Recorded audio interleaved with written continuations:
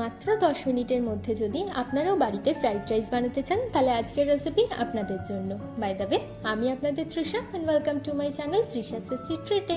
আর আজকে আমি বানাচ্ছি মিক্সড ফ্রাইড রাইস। তাহলে চলুন শুরু করা যাক। এই মিক্সড ফ্রাইড রাইস বানানোর জন্য আমি এখানে ছোট করে কেটে নেওয়া 200 গ্রাম মতো চিকেন নিয়েছি আর নিয়েছি 200 গ্রাম মতো চিংড়ি মাছ। চিংড়ি মাছটার সাইজও আমি এরকম ছোটই নিয়েছি। এবার এর মধ্যে আমি দেবো স্বাদ মতো নুন আর দিয়ে দিচ্ছি স্বাদ মতো চিনি। এবার এগুলোকে আমি খুব ভালো করে মিশিয়ে নেব। আচ্ছা, আমি এখানে 400 গ্রাম বাসমতি চালের ভাত বানিয়ে নিয়েছি। আমরা যেরকম নর্মাল ভাত বানাই আমি সেরকমভাবেই বানিয়ে নিয়েছি। চলুন এবার ফ্রাইড রাইসটা বানানো যাক। তার জন্য কড়াইয়ের মধ্যে আমি বেশ কিছুটা সাদা তেল দিয়ে দেবো আর তেলটাকে আমি খুব ভালো করে গরম করে নেব। এবার এর মধ্যে আমি 4টে ডিম ফাটিয়ে দিয়ে দেবো আর দিয়ে দিচ্ছি স্বাদ মতো নুন। এবার ডিমটাকে আমি ভুজিয়া বানিয়ে নেব।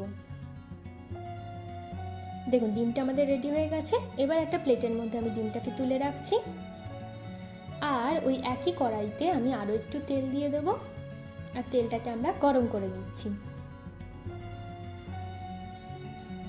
এবার এর মধ্যে আমি চিকেন আর চিংড়ি মাছটাকে দিয়ে দিচ্ছি, দিয়ে হালকা করে আমি এটাকে ভেজে নেব। এবার এর মধ্যে 1 কাপ বিনস আর 1 কাপ মতো গাজর দিয়ে দেবো, দিয়ে এটাকেও আমরা খুব ভালো করে ভেজে নেব। হাই হিটে আমরা কিন্তু এটাকে ভেজে নিচ্ছি। দেখুন এটা আমাদের ভালো করে ভাজা হয়ে গেছে।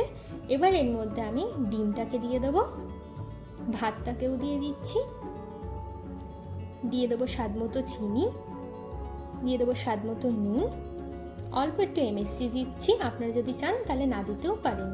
এবার এর মধ্যে দেবো স্বাদ মতো গোলমরিচের গুঁড়ো আর দিচ্ছি পেঁয়াজ পাতা। এবার এটাকে আমরা খুব ভালো করে মিশিয়ে নেব আর মিশিয়ে নিলেই কিন্তু আমাদের মিক্সড ফ্রাইড রাইস একদম রেডি।